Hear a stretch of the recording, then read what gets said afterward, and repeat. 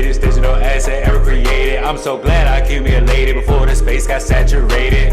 XRP the greatest digital asset ever created. Make the haters aggravated, get the spaceship activated. XRP the greatest digital asset ever created. I'm so glad I accumulated before the space got saturated. What's goody, guys? I am back by popular demand, and I'm just back just trying to give you guys some more great information that you can stay up on the news and what's going on in this world that we live in here called America. But the biggest thing right now that's going on is this food crisis. The cost of living is just going skyrocket. If you haven't noticed, our gas prices are going up, our food prices are going up. I'm just going to talk about that just a little bit, guys. And it's a lot going on here because they want us to take our focus from off the actual thing, which is really going on, which is our financial economics. You know, things are the crisis at the U.S. dollar has brung, and everybody has just taken their mind and their focus off of that U.S. dollar crisis or fall, or they just haven't had their mind on it at all anyway. So the food crisis are here. The food prices are going crazy. Some of the are resulting from the Russia and Ukraine. You can see the Bank of England governor just warns food prices going up after the war. You can see the food crisis is what happened when the global chains collapsed. So a lot of people are on this food crisis. The World Bank projects that elevated energy food prices keep up towards the pressure of inflation. As you guys can see here, it says food prices climbed 22.9%. You guys can see that there. These are definitely links you guys can, take a look at yourself. Please do your own research.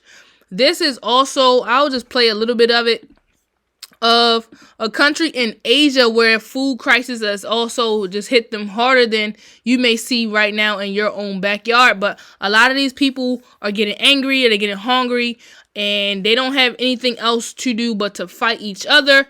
And, survival is the main thing for everybody right now who has this huge crisis. I mean, Africa, Europe, a lot of different places have just been hit really, really hard on this food crisis because of the shortage of wheat, bread, eggs, anything that you can think of, the fertilization to even start planting these crops. A lot of things have been hit. Guys, I would love for you guys to listen to Coin Bureau. He's done a great YouTube video. I shout out to him on just the basics of understanding the crisis, and then also maybe some solutions you guys can take. And one of the solutions he was saying was just maybe gardening, things like that. You can start buying dry food. You guys could take a look at this video in your own time.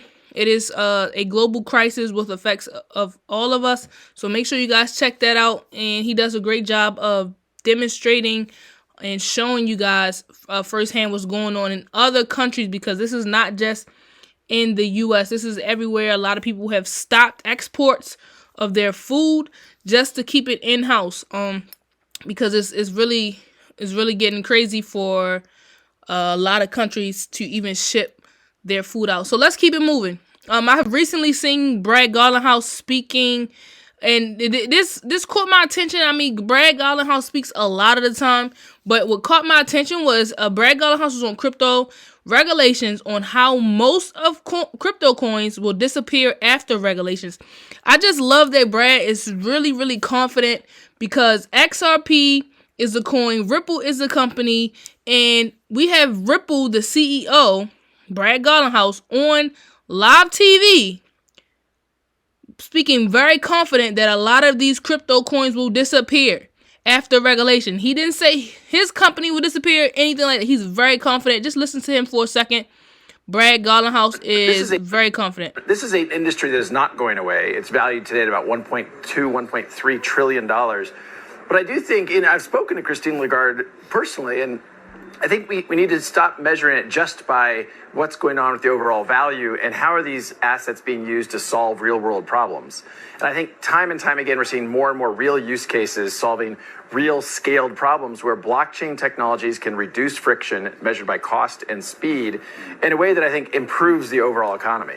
Does the fact that these 19,000 cryptocurrencies have been largely used as speculative assets do damage to the underlying case that you're arguing for? I think absolutely yes. And it's frustrating. You know, I said when there were about 2,000, so as you said correctly, there's about 19,000 today. When there were at 2,000, I got some heat from the crypto market by saying that something like 99% of them I thought would go to zero. And that wasn't a popular statement, suggesting that only 20 would be around. Well, now you have 19,000. You know, my prediction, at least for now, has been moved the wrong direction. But, you know, there are some tokens out there that I think are focused on solving a problem. And those are ones that I can see being used in the future. And we could give a number of different examples. Some of them are present here in Davos. But there's also ones that I look at, I hear the description, and I don't get it. And I think there is risk, as Christine Lagarde commented. They are speculative. They are risky. So if you guys notice that whenever Brad Garlinghouse speaks, he's always talking about digital assets, digital assets, digital assets. They're trying to get out of this word that's crypto. Crypto sounds scandalous. Crypto sounds hackerish.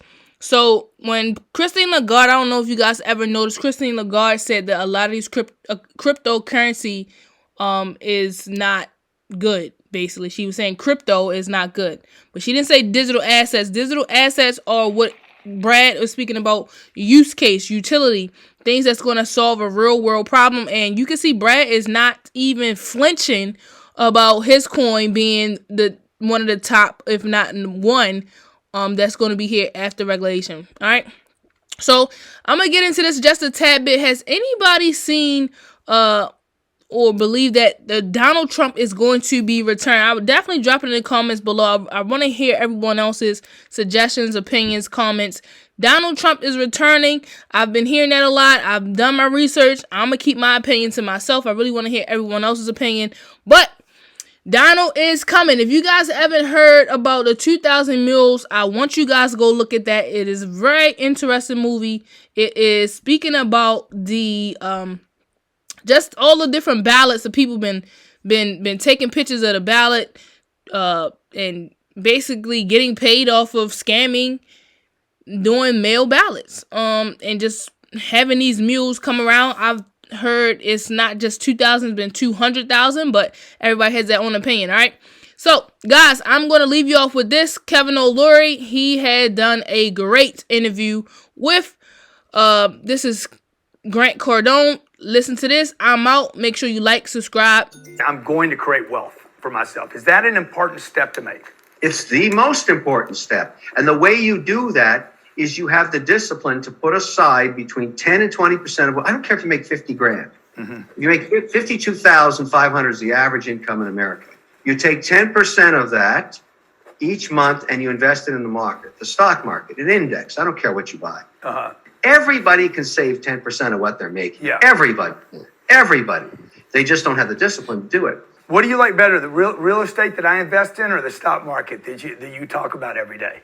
I do both. I have a pretty big real estate holdings. How big is it? Well, it's 31% of the portfolio. Right now, it's a little less because I've invested in a bunch of other stuff too. Yeah. But it's always the core. I own a lot of real estate. Yeah.